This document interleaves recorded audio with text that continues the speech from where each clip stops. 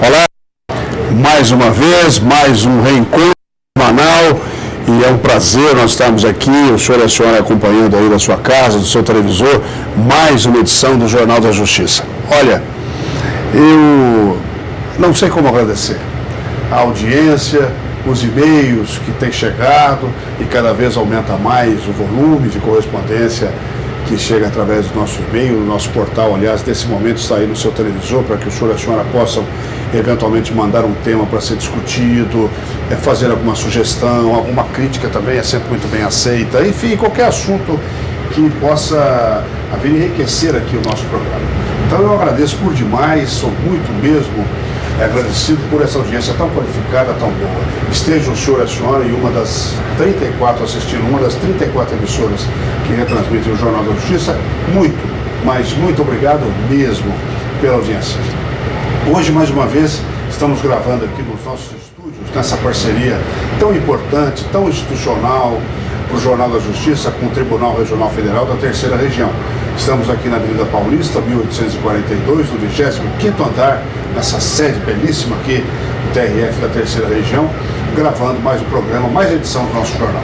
Hoje com presenças, algumas de longa data que não apareciam, outras pela primeira vez. Então eu vou começar apresentando essa desembargadora federal tão importante, de uma carreira tão referencial na Justiça Federal do Brasil, que é a desembargadora federal Suzana Camargo, que é exatamente a corregedora agora, desde a posse do doutor Haddad. Ela como corregedora tomou posse no mesmo cerimônia que o senhor e a senhora tiveram a oportunidade de acompanhar. Nós reportamos com detalhes, com minudências, aquilo tudo que aconteceu lá na escola do Mackenzie, né? Naquela beleza de teatro. Então, doutora Suzana, muito obrigado pela presença da senhora. Há muito tempo que nós a esperávamos, já houveram outros convites, dessa vez a senhora pôde aquecer a nossa solicitação e nos sentimos muito honrados com a presença da senhora aqui, não só, com certeza, a contribuição intelectual que a senhora dará ao programa, com seus comentários, sem dúvida nenhuma, mas também enriquecendo, adornando como figura da mulher bonita que é, com todo respeito, estará colocando mais brilho no nosso programa. Muito obrigado pela presença da senhora. O seu olá inicial para os nossos telespectadores. A alegria, na realidade, é minha de poder participar, especialmente de um programa que traz informação, que elucida e que é tão importante para que possa haver uma transparência efetiva do judiciário. É importante esse contato com a população. E o senhor está justamente viabilizando esse contrato, esse acesso. E por isso eu fico muito feliz e muito honrada de estar aqui. Nós aqui estamos felizes, doutora. Nós que estamos felizes. Esperamos que a senhora vote sempre.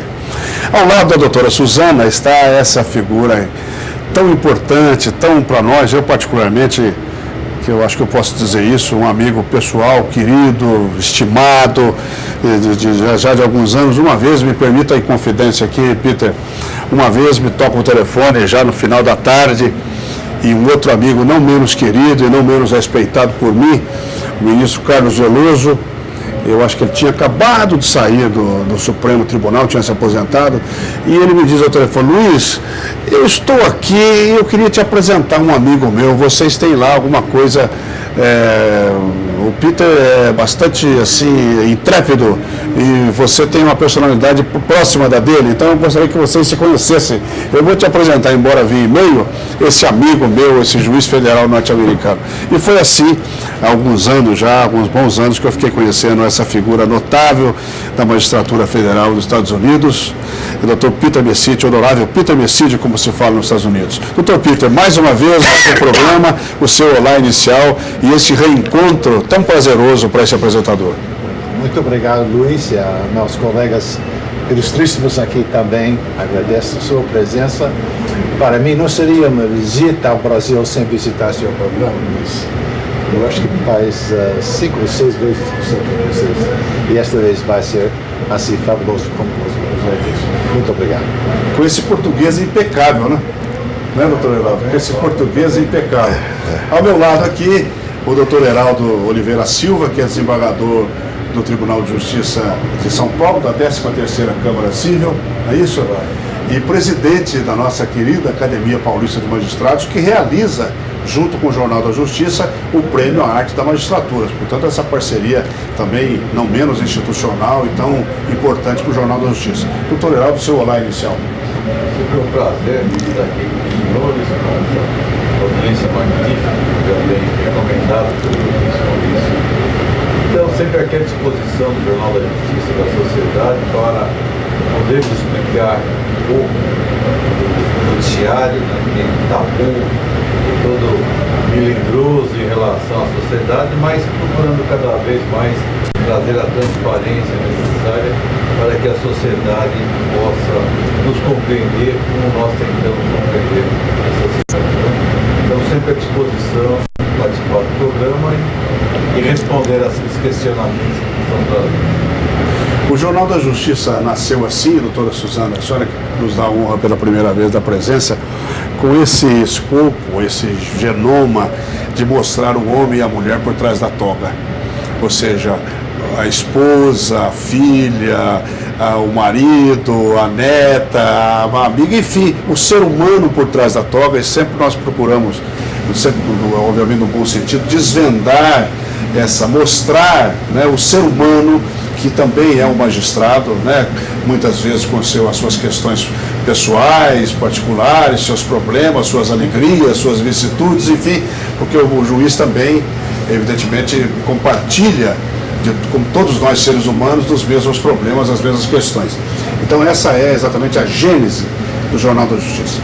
Lá na outra ponta, eu não posso deixar de apresentar imediatamente esse desembargador federal, que a gente considera tanto um amigo, que é para mim fraternal, o desembargador federal Luiz Stefanini, que é o diretor secretário da Academia Paulista de Magistrados e desembargador aqui nesse mesmo tribunal onde nós estamos gravando o programa. Doutor Luiz, o seu olá inicial, por favor. Eu estou mais uma vez aqui no programa, quero cumprimentar a todos e sempre dizer que é uma maior alegria, um maior prazer estar neste ambiente de juristas discutindo temas importantes da magistratura do Brasil.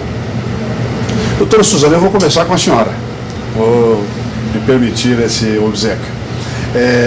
Evidentemente que o Jornal da Justiça não é um programa feito para operadores da justiça e para operadores do direito, não. Não é essa a nossa abordagem, o nosso objetivo. Nós estamos hoje em 34 emissoras e cobrimos praticamente todo o estado de São Paulo e cerca de 40% do Brasil. Então, a quantidade de e-mails que nós recebemos, as mais das vezes, são pessoas que não giram em torno da justiça.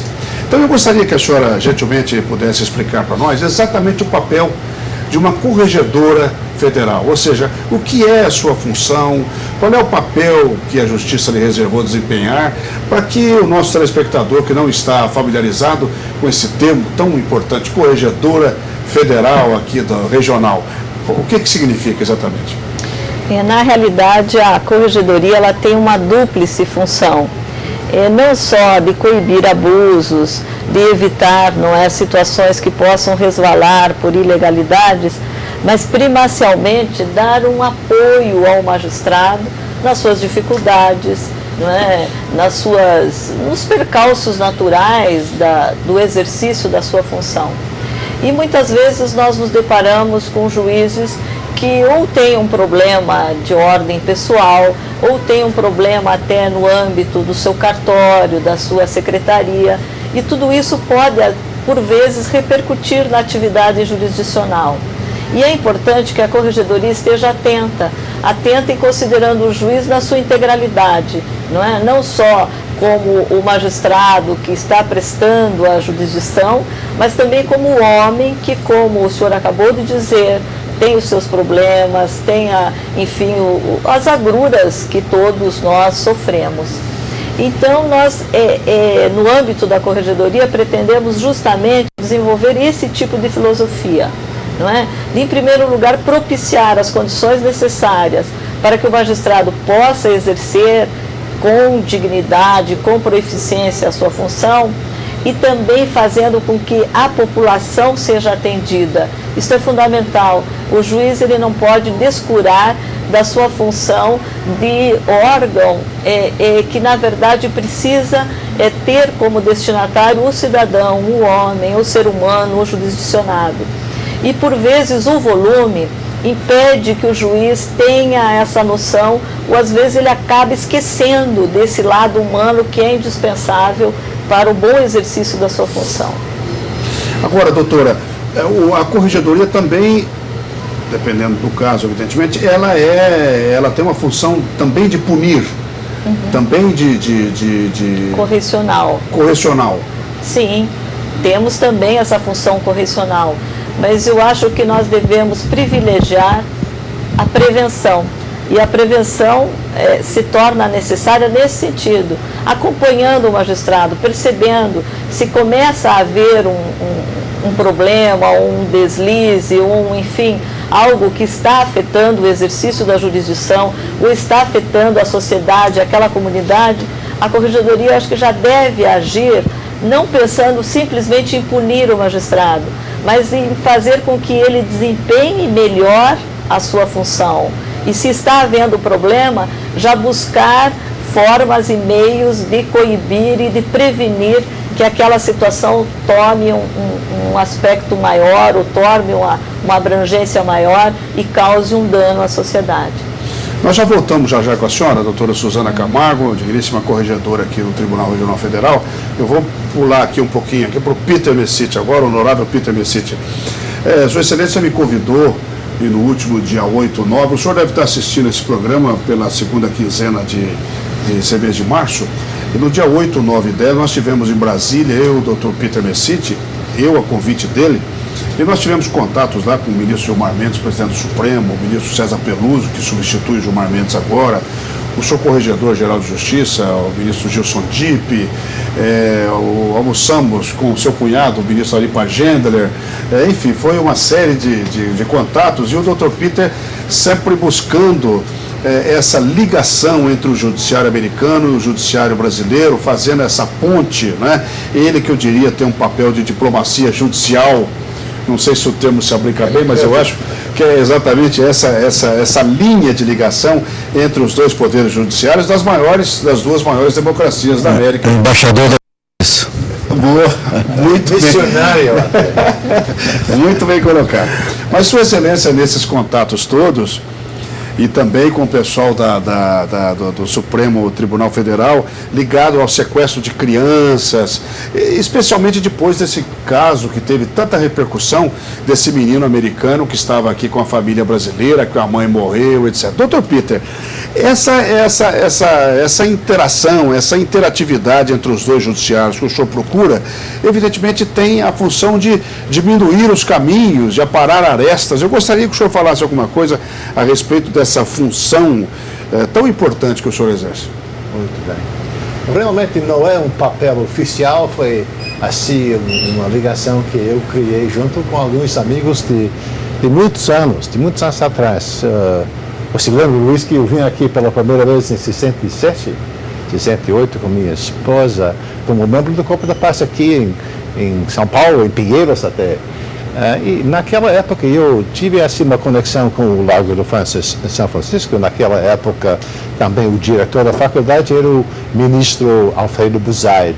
Mas também eu tinha como amigos Vicente Barroso Rangel e Dalmo Delari, e continuam como meus amigos até hoje. Mas no decorrer de anos, Irene Grace, Carlos Veloso e outros, Ari Pagender, são meus amigos também. E a possibilidade de criar assim essa ligação entre o nosso judiciário e o brasileiro realmente foi para mim uma oportunidade pessoal. E já aumentamos.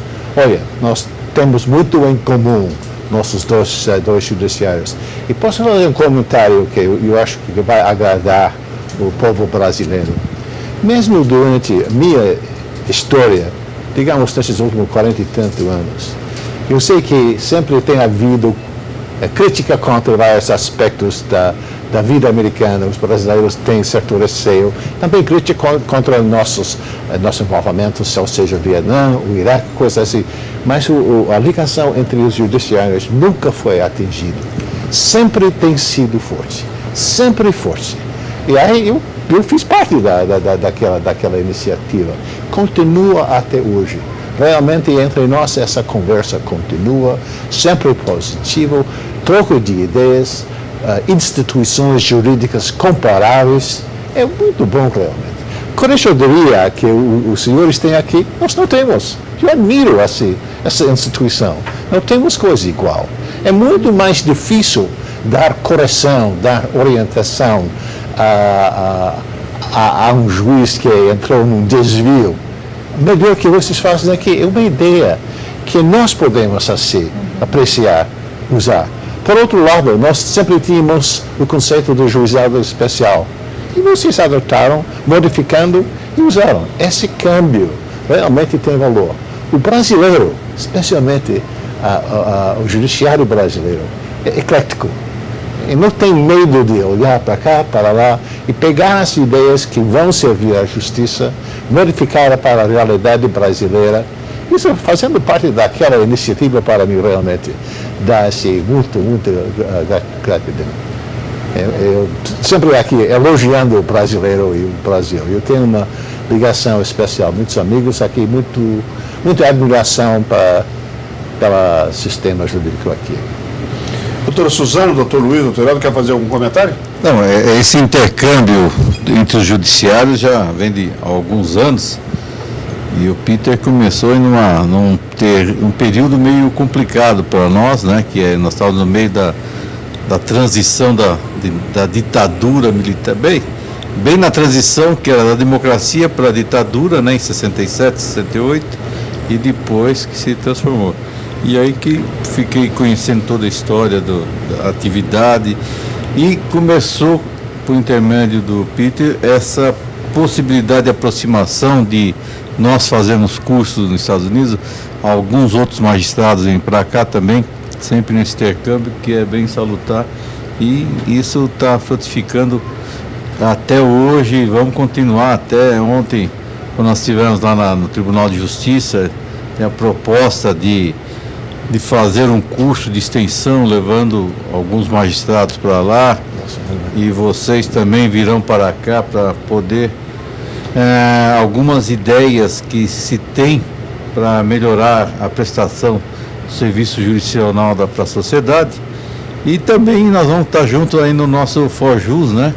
Que iremos discutir algumas matérias a esse respeito. Isso aí que é interessante.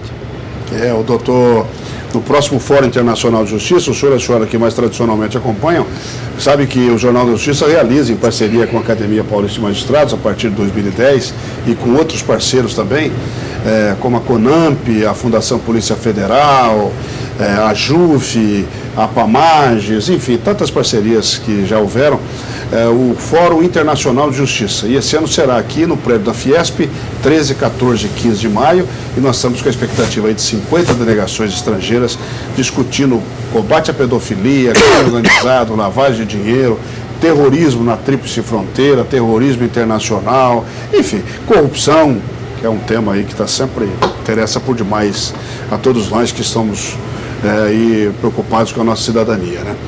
Nós temos algumas empresas, algumas chancelas que caminham conosco, caminham com o Jornal da Justiça. O senhor e a senhora que acompanham o Jornal da Justiça sabem. Então nós vamos para essas chancelas e voltamos em 2 minutos.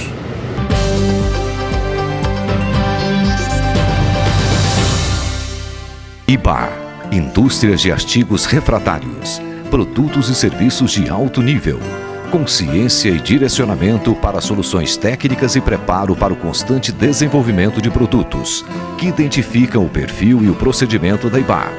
Para tal, são utilizadas técnicas inovativas para atender todos os tipos de indústrias, como siderurgia, fundição de metais ferroso e não ferroso, mineração, cerâmicas, vidro, cimento e petroquímicas. IBA, tecnologia e inovação, à frente do seu tempo.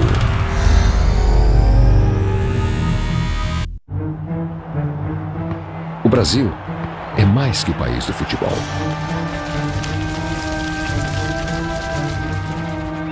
É o país da agricultura e pecuária, onde o Bradesco tem presença há mais de 60 anos, financiando produtores de todos os tamanhos. É o país da iniciativa empresarial, com presença constante do Bradesco na vida do pequeno, médio e grande empresário. É o país da diversidade e da igualdade, da iniciativa privada em equilíbrio com o setor público, onde o Bradesco tem presença em todas as classes, com o maior número de pontos de atendimento do país em quase 100% dos municípios. Esse não é mais o país do futuro.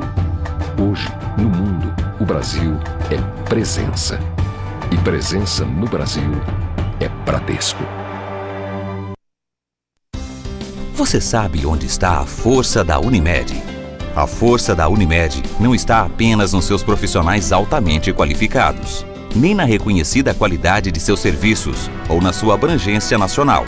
Não está somente na sua experiência de 39 anos no mercado, nem em seus 11 milhões de clientes ou em seus inúmeros trabalhos sociais. A força da Unimed está no cooperativismo. Cooperativismo é trabalho em equipe, é a união das partes em função do todo. Cooperativismo é o fiel compromisso em desenvolver, conjuntamente com igualdade e justiça, a saúde da comunidade. Federação das Unimedes do Estado de São Paulo.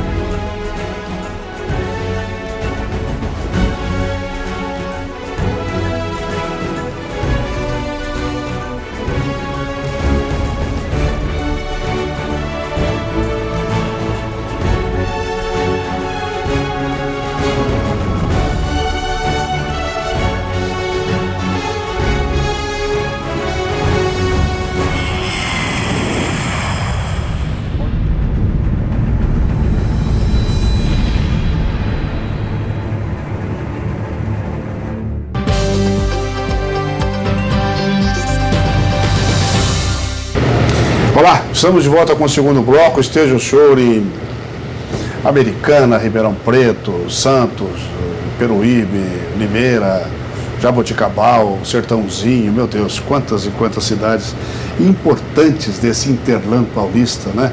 E o senhor que está também assistindo em qualquer parte do Brasil, através dessa parceria com a TV Justiça, muito obrigado de coração por essa audiência. Volte sempre, sintonize sempre, acompanhe nessa emissora, nesse mesmo canal, nesse mesmo horário, o nosso programa. Mande-nos um e-mail dizendo da sua opinião, o que o senhor acha do programa, enfim. Eu agradeço por demais. Outro dia eu recebi um e-mail, viu, doutor Luiz, dizendo que eu sou uma gracinha. Então a senhora que esse e-mail, eu acho que a senhora exagerou muito, acho que deve ter algum problema na televisão sua, não deve estar muito sintonizada, mas qualquer e-mail que chega a gente agradece por demais, e a senhora que mandou esse e-mail tão gracioso, tão simpático, e eu lhe agradeço também de coração. Agora, voltando aos nossos temas aqui, eu vou fazer do lado de cá agora, doutor Heraldo. Doutor Heraldo, nós estamos aí quase já em maio, né? Estamos aqui entrando na reta final de março, e em maio, no dia 15 de maio, a grande final da arte, do Prêmio Arte da Magistratura, que foi assim, já está coroado de sucesso, não só pelo número de inscrições, mas especialmente, o senhor diretor secretário da academia também vai falar sobre isso, por favor, mas pela qualidade. Né? Quanto foi difícil selecionar agora entre os 10, o primeiro, o segundo e assim sucessivamente todos os colocados. Doutor Heraldo, qual é a expectativa no meio jurídico paulista, aí, especialmente sobre essa noite memorável que acontece em maio? A expectativa é grande e o trabalho foi da comissão julgadora, né, para apurar todos os caras qualificados. Se ele descobrir quem é do primeiro ao 10º, né, que as diferenças são subjetivas, né, para poder se apurar quem que poderia ter a melhor obra, tanto literária como de artes plásticas. E conseguiu a bom tempo, já se tem toda a classificação, e agora tem vários colegas, principalmente os participantes, né, querendo saber a colocação, mas como nós havíamos combinado... Eu pensei que o senhor ia adiantar isso aqui hoje. Nós havíamos combinado, isso é uma surpresa, que eles todos comparecerão ao nosso encerramento do ForJus, E nesse jantar de encerramento serão premiados, né, do 1º ao 10º nas 2 categorias. Então a expectativa é boa, muito boa. Senhor secretário, o senhor que é diretor-secretário do desembargador federal Luiz Stefanini, quais são as suas considerações sobre o tema? A observação principal é que a expectativa também é nossa, né? E a alegria, como se fosse nós participantes, a nossa ansiedade também é tamanha que nós não vemos a hora de chegar essa noite gloriosa. E realmente a surpresa também pela alta qualidade das obras, né? As telas, as crônicas, as poesias, sobretudo as poesias, que não ficam devendo melhores poetas que nós conhecemos. E tudo isso realmente é uma surpresa, porque nunca se teve um concurso semelhante com esse propósito. Eu tive informação que a Ordem dos Advogados do Brasil, há uma certa época, lançou um concurso nesses padrões, mas não se repetiu. A nível do Ministério Público e da Justiça também é inédito o nosso concurso. E agora nós estamos nesse propósito de levar isso para o mundo, a abranger os juízes do mundo inteiro. Quer dizer, realmente o nosso sonho já virou o nosso planeta. Mas enfim, é uma grande, uma gratíssima surpresa esse nosso concurso. E agora nós vamos expor aqui no nosso tribunal, do dia 1º do mês que vem agora, de abril até dia 15, todas as obras que estavam lá no Tribunal de Justiça. Estão lá na escola, e de lá virão para o nosso Tribunal de Justiça. Hoje elas estão em exposição no prédio dos desembargadores, do direito privado, que é na rua Conde de Sarzedas, número 100. Nós temos ali, a gente chama de Castelinho, que era do castelo do Conde de Sarzedas, do século XIX, e foi preservado. Então é até um contraste interessante, você tem a construção desse castelinho e o fundo, um prédio moderno, de 23 andares, todo espelhado de vidro azul, e faz um contraste assim, arquitetônico interessante. E nesse próprio castelinho é o Museu do Tribunal de Justiça do Estado de São Paulo. Então, ao lado nós temos então essa nossa exposição dos classificados aí para essa última fase, e então ali essa exposição.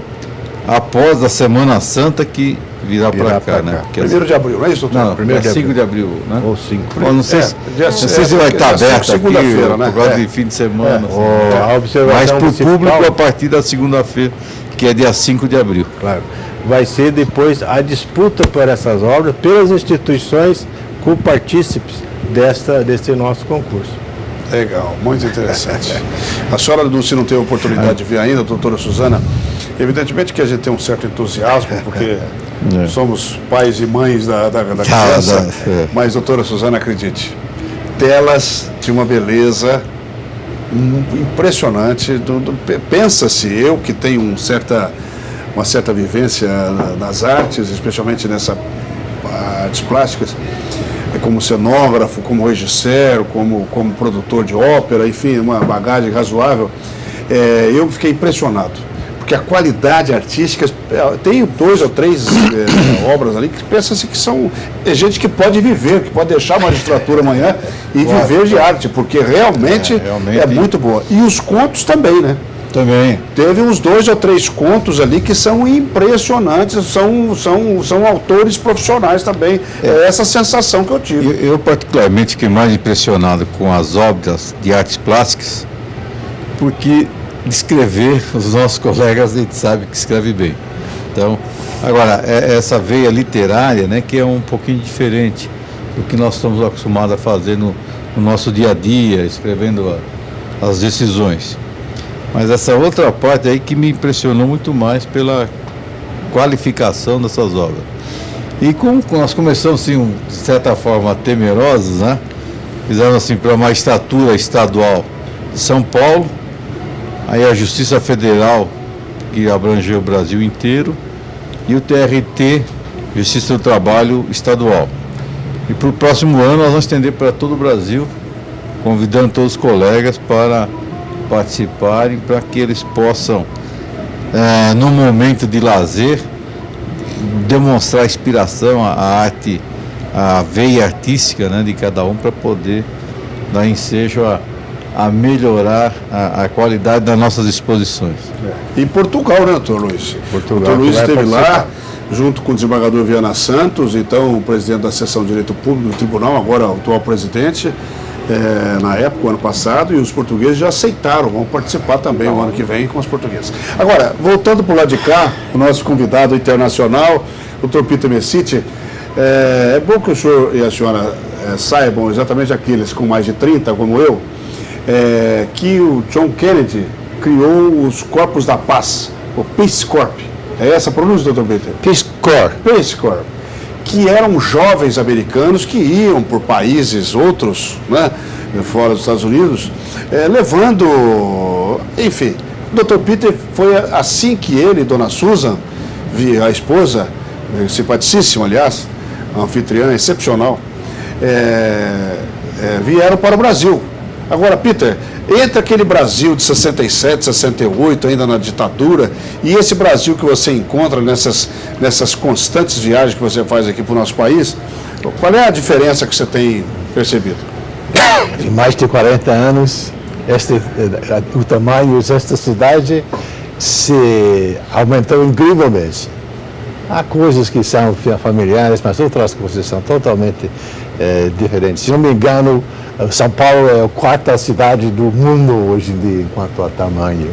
Realmente, o Brasil, o dia do Brasil já chegou. Era um ditado no passado, meu infeliz, que o Brasil é o país do futuro, sempre vai ser. Agora o Brasil chegou, né? O dia do Brasil realmente é hoje. E todo mundo fala assim, é mesmo. O Brasil emergiu como o país, né, poderoso do mundo hoje. Foi falado, já chegou a hora. Então nós percebemos isso. O Brasil daquela época sempre era um país excepcional, mas agora, nesse sentido, e São Paulo, evidentemente, é a cidade principal deste país. Eu peço, é a locomotiva, como se fala. Peço desculpas do Rio de Janeiro e outras cidades, mas realmente não se pode comparar. Como é que ele se entendiu, doutor Luiz? O que o senhor falou? O Rio de Janeiro é balneário de São Paulo. Aqui os cariocas não ouçam. Os cariocas não ouçam. Mas certas coisas continuam assim.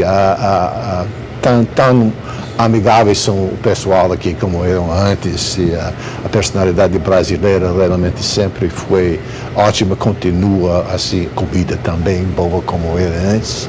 Mas, como eu digo, realmente, com a presença do Brasil no palco mundial também, o Brasil assume uma responsabilidade especial. Na América Latina, como líder deste continente, há obrigações que assume. Não se pode evitar essas obrigações. E o Brasil tem que se definir nos anos que vêm qual tipo de papel vai a se seguir. Neste sentido, como essa pessoa que realmente tem um amor especial para o Brasil, eu quero assim acompanhar. Eu queria comentar alguma coisa a respeito da exposição de arte. Eu conheci aqui um brasileiro que gravou um disco que se chamava O Juiz Também Tem que Amar. Eu achei interessante. Mas parece que também o juiz brasileiro tinha que pintar, tinha que escrever, né? Tinha aquele talento escondido e já se revelou inteiramente. Juízes aqui são pessoas de talento e o povo aqui deveria saber que são pessoas excepcionais, dedicadas, e eu tenho uma perspectiva de mais de 40 anos falando isso. E eu parabenizo todos os meus colegas e seus colegas, em nome do meu judiciário, mas especialmente eu, como indivíduo. Eu tenho uma curiosidade. Sim, doutor Heraldo. Essa vinda num momento marcante e histórico do Brasil, a vinda desses jovens advogados, né, que vieram para cá na época da Revolução Militar. Tinha alguma conotação de ver como iria caminhar a liberdade ou foi uma mera coincidência? Não tínhamos pouco a ver com isso. Nós funcionamos baixo o sistema naquela época, tínhamos amigos, entendemos muito bem os verdadeiros sentimentos das pessoas que realmente contavam. E aguentávamos todos nós baixo aquele sistema. Foi assim uma época que o Brasil vai comentar daqui para frente, né, para a sua história futura também. Mas para nós foi assim um fato que aceitamos, respeitamos. Não queríamos como pessoas que foram mexer na política doméstica naquele sentido. Eu, por exemplo, trabalhava com clubes de menores. Ao mesmo tempo, eu fui invitado pelo Largo de São Francisco de colaborar num projeto lá sobre direito comparado. Por quê? Porque eu era um jovem advogado, falava português, dava uma oportunidade de colaborar. Mas, como eu digo, eu não entrei nada na política interna. Foi mais uma questão de colaborar, estabelecer uma certa diplomacia que poderia continuar. A maioria dos meus colegas naquela época, os jovens, não trabalhavam no setor como eu, no setor jurídico, na agricultura, saúde, coisas assim, ajudando, especialmente no interior. Eu sou por coincidência, acabei estando aqui. Para mim é uma grande coisa, né? Mas para os outros também, eles fizeram uma contribuição muito boa. O Piscor saiu do Brasil já faz anos, mas a memória, né, daquela experiência continua com a gente. Doutora Suzana, CNJ, Conselho Nacional de Justiça, né? Tão jovem, mas com tanto trabalho já apresentado e tanta repercussão também, muitas críticas, né, sobre a atuação. A senhora, o que pensa do Conselho Nacional de Justiça, o CNJ? Ele exorbita, ele caminha às vezes contrariamente ao interesse da justiça? O que a senhora pensa a respeito? A princípio, todos os magistrados ficaram receosos de qual seria o papel do CNJ e se isso representaria alguma forma de interferência na função jurisdicional, se isso representaria um cerceamento à atividade do juiz. Mas, com muita alegria, vejo que isso não ocorreu, pelo contrário. Vejo que foram tomadas iniciativas das melhores, como, por exemplo, os mutirões carcerários. Nós, magistrados, sofremos e sabemos qual é a tragédia que se esconde atrás das grades, dos presídios, como é o tratamento que se dispensa. Enfim, é uma realidade muito triste, muito dura, e que nós sabíamos da existência, mas não tínhamos uma atividade coordenada no sentido de minimizar, de minorar ou até de apontar para a sociedade caminhos para soluções desses problemas. E vejo com grande alegria que o CNJ apontou, criou os mutirões carcerários, muitos presos que estavam indevidamente ali recolhidos foram soltos, não é? Não por culpa propriamente do judiciário, enfim, mas são causas complexas, são situações que levam muitas vezes a que não haja um controle efetivo. E o CNJ teve, eu acho que a iniciativa e a coragem de apontar uma ferida e dizer, olha, nós temos esse problema e vamos tentar resolver. Então foi um olhar humano para aqueles que estavam numa situação de total miséria, mais do que miséria, de tragédia realmente. Vejo também uma outra iniciativa com grande repercussão social, que é o Começar de Novo para o Condenado. Não é? Esse projeto, Começar de Novo, busca realmente a ressocialização do condenado. É claro que isso nós já tínhamos, né? Na lei de execução penal, enfim, estava no nosso direito, mas precisava ocorrer uma forma de maior efetivação. O CNJ trouxe isso à lume. É claro que nós temos também problemas, enfim, é um órgão novo, ele está dando os seus primeiros passos, mas basicamente eu tenho visto com grande alegria a maneira como está havendo essa atuação. há uma orientação geral, uma uniformização que também não existia. Então, cada tribunal representava um universo, uma ilha com total autonomia. Não que isso não deva existir, eu acho que deve existir autonomia, mas há certas situações que precisam ser tratadas de maneira uniforme. E o CNJ tem procurado uniformizar algumas práticas para que todo o judiciário, que é nacional, tenha justamente adote essa mesma conduta, esse mesmo tipo de prática.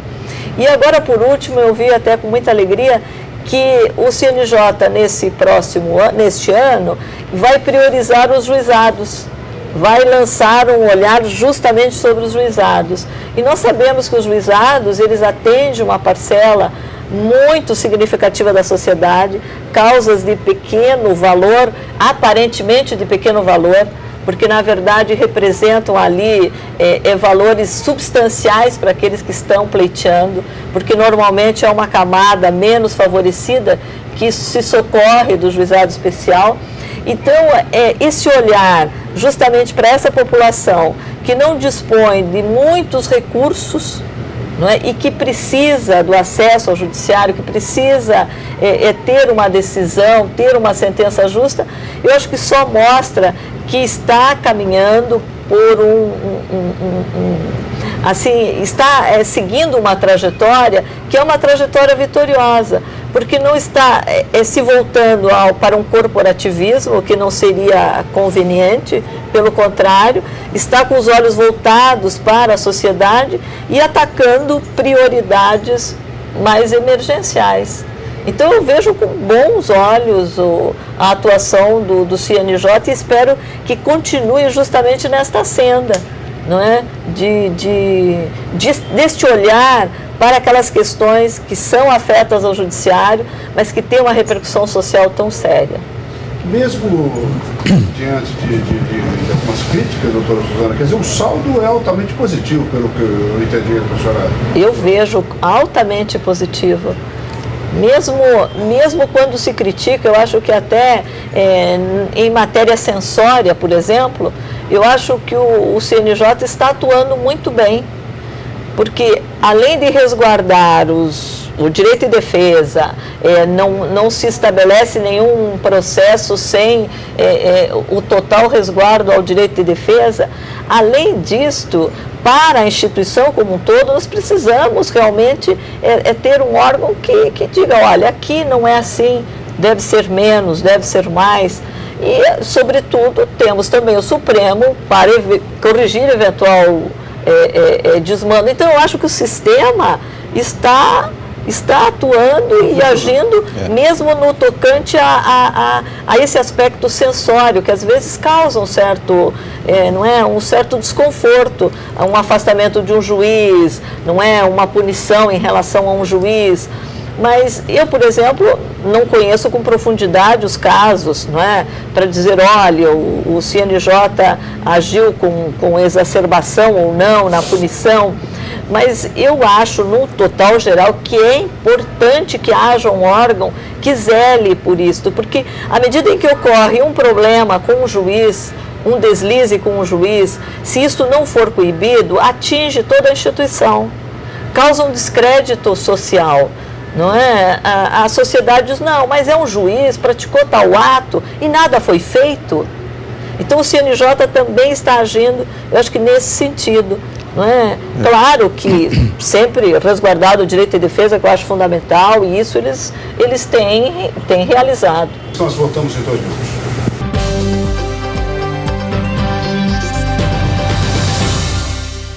IBA, Indústrias de Artigos Refratários, produtos e serviços de alto nível, consciência e direcionamento para soluções técnicas e preparo para o constante desenvolvimento de produtos, que identificam o perfil e o procedimento da IBA. Para tal, são utilizadas técnicas inovativas para atender todos os tipos de indústrias, como siderurgia, fundição de metais ferroso e não ferroso, mineração, cerâmicas, vidro, cimento e petroquímicas. IBA, tecnologia e inovação, à frente do seu tempo.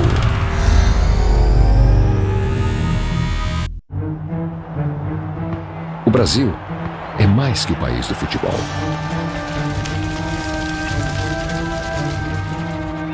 É o país da agricultura e pecuária, onde o Bradesco tem presença há mais de 60 anos, financiando produtores de todos os tamanhos.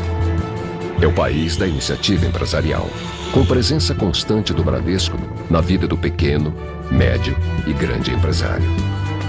É o país da diversidade e da igualdade, da iniciativa privada em equilíbrio com o setor público, onde o Bradesco tem presença em todas as classes, com o maior número de pontos de atendimento do país em quase 100% dos municípios.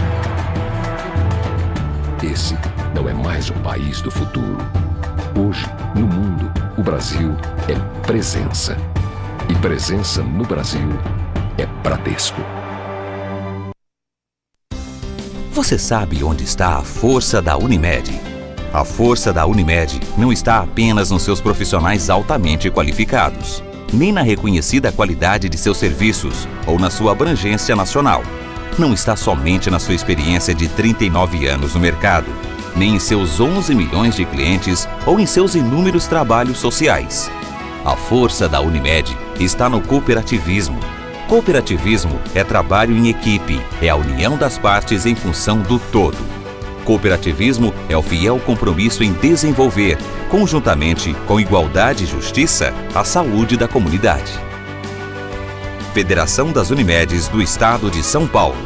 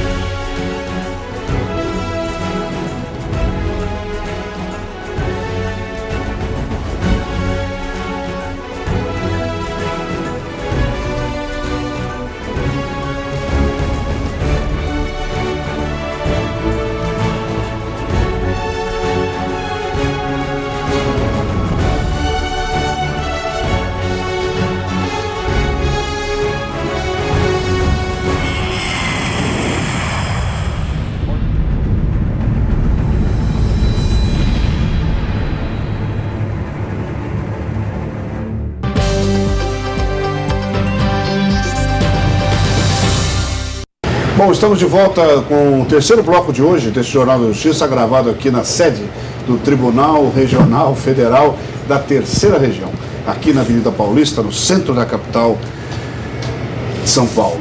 Hoje com as presenças tão importantes no Jornal da Justiça da senhora desembargadora federal, corregedora regional, doutora Suzana Camargo, que mais uma vez eu agradeço a presença, naquela ponta o desembargador federal Luiz Stefanini, que é diretor secretário da Academia Paulista de Magistrados. Nessa ponta de cá, já vai dar aí uma volta, do desembargador do Tribunal de Justiça de São Paulo, doutor Heraldo Oliveira Silva, e aqui ao centro o eminente juiz federal sênior, honorável Peter Messitti, que é lá dos Estados Unidos, um amigo do Jornal da Justiça há tantos anos e tantas vezes já participou dos programas. Doutor Luiz, para encerrar esse assunto que nós tratávamos no bloco anterior, o senhor quer fazer qualquer consideração sobre o CNJ e essas colocações da doutora Suzana, doutor Heraldo? Eu apenas gostaria de, em síntese, aduzir que a doutora Suzana, a desembargadora Suzana, fez um retrospecto de todas as expectativas que nós tínhamos em respeito desta entidade. E para a nossa gratificação, eu penso que houve mais acertos, um avanço, tempos novos que nós juízes temos que nos comportarmos e nos postarmos diante esta nova realidade complexa da justiça brasileira, e nós só tivemos a ganhar. Eu estou endossando totalmente as colocações da desembargadora Suzana Camargo. Doutor Peter Messitti, nós tivemos ontem uma noite memorável, né? O doutor Peter recebeu ontem a medalha do mérito acadêmico da Escola Paulista da Magistratura honraria tão importante, tão merecida, doutor. Eu não estou sendo gentil, o senhor sabe o que eu estou falando. Foram tantas as vozes que ontem exaltaram o trabalho profícuo, importante que o senhor desempenha nessa diplomacia judicial entre o judiciário do norte-americano e brasileiro. Agora, foi uma noite realmente inesquecível. O senhor já se recuperou? As emoções? Como é que está o coração? Não, foi ótimo. Realmente não esperava assim uma reação tão positiva como foi. Estava brincando com você, Luiz, a respeito disso. Mas foi bom, uma experiência muito memorável. E posso comentar que, ao mesmo tempo, eu entreguei uma placa ao novo presidente do Tribunal de Justiça Paulista, Viana Santos, em nome de vários colegas meus do Judiciário Federal norte-americano, na ocasião da posse dele como novo presidente. Foi realmente uma dupla cerimônia. E sempre parece que é assim comigo, não é? Eu faço alguma coisa, o Brasil faz alguma coisa em troca. É muito bom, foi uma ótima oportunidade e espero que houver mais no futuro, temos mais tantas conversações no futuro a ter lugar e espero que possam participar naquele sentido. Doutor Luiz esteve lá, doutor Heraldo esteve lá, o senhor ontem foi das figuras proeminentes que estiveram lá e falou, inclusive, não, o senhor não falou, falou o desembargador Marco Antônio. O senhor quer fazer alguma consideração a respeito? O desembargador Marco Antônio falou muito bem sobre o ministro Peter Mestice, e já conhecido de longa data, e ele falou em nome do Tribunal de Justiça que é uma praxe que nós, no tribunal, só um fala pelo tribunal, porque se for deixar todos que gostam de falar, ficaríamos horas lá. E também a honra, a homenagem feita pela Escola Magistratura Paulista, pelo presidente do COPEDEM, que é o presidente das escolas de todo o Brasil, que falou em nome das escolas, e por último, Pedro Galhardi, também xará do nosso colega Peter, a respeito da entrega e o porquê da escolha, pelo tudo que ele tem feito nessa aproximação cultural entre Brasil e Estados Unidos, sempre com o propósito de elevar o judiciário para ter esse intercâmbio tão salutar. Foi muito sensacional. Agora, que eu fiquei mais satisfeito que ele me convidou para ser o amigo do vinho, que eu não conhecia essa experiência aqui, nós temos clube, né?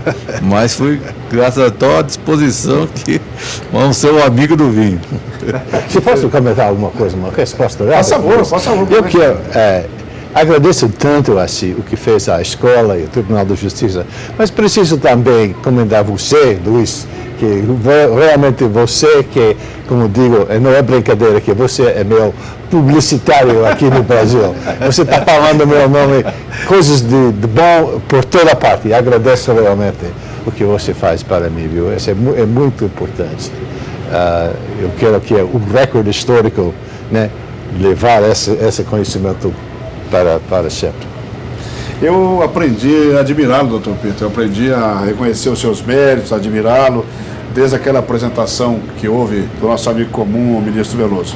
E nada mais fácil do que o que é absolutamente merecido por Sua Excelência, pelos relevantes trabalhos que tem prestado.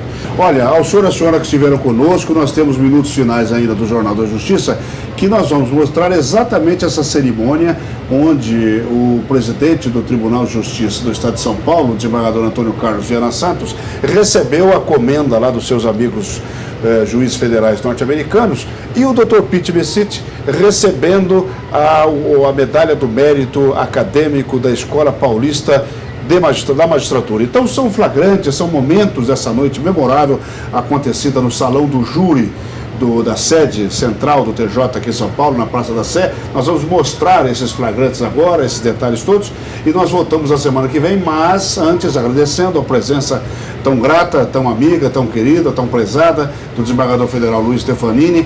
Doutora Suzana, acredite, por favor, quando eu lhe digo que eu me senti muito honrado com a presença da senhora, e eu espero revê-la outras vezes aqui no nosso programa, para que a senhora possa sempre com esse tom coloquial, de forma tão inteligente, tão apropriada, colocar essas informações tão importantes para que o nosso telespectador saiba o que é a corregedora, conhecer a nossa corregedora aqui do Tribunal Regional Federal, enfim, isso é tão importante até para a nossa cidadania. Dr. Peter Bessite, mais uma vez, muito obrigado. O senhor amanhã volta para os Estados Unidos, que Deus lhe acompanhe. Um abraço para a dona Suza e, enfim, a gente vai continuar se vendo enquanto a vida e Deus permitir.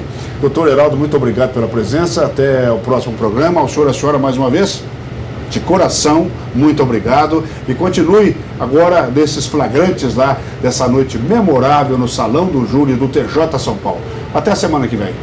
Muito obrigado.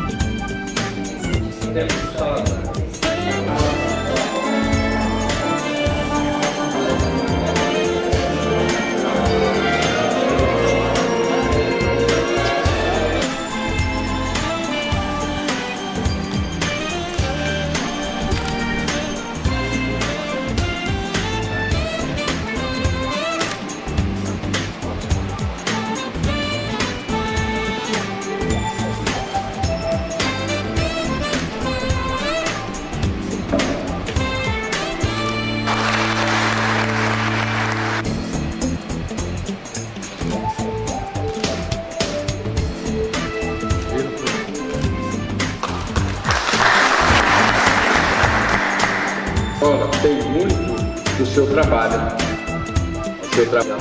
Palavra, grande, liderança, tudo que tem feito.